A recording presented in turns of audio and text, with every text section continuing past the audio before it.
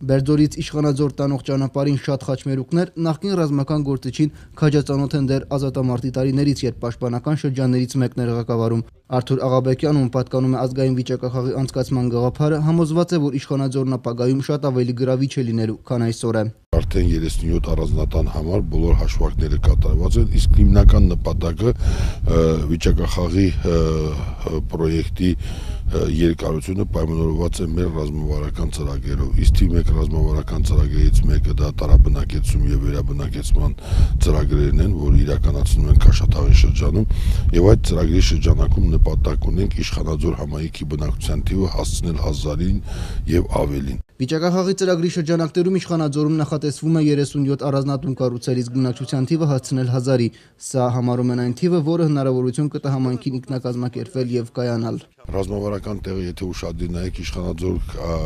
առաջին Իշխանաձոր գյուղատեղին բավականին մեծ ռեսուրսներ ունի, թե հողային ռեսուրսներ, թե ջրային ռեսուրսներ, որպեսզի վերաբնակիչը կարողանա այստեղ իրականում կառուցի իր սեփական տնտեսությունը։ Երկրորդը, համայնքը մի հետաքրքիր խաչմերուկում է, համայնքից մի ճանապարհ գնում է Խնձորեսկ համայնքը, Հայաստանի Հանրապետություն, մի ճանապարհ գնում է դեպի Ղապան քաղաքը,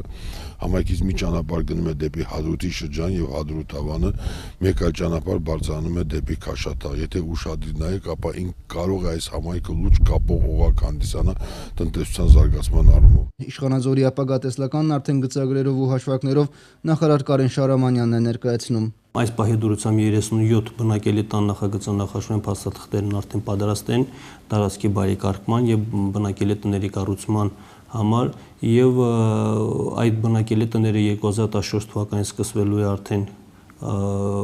կառուցվել։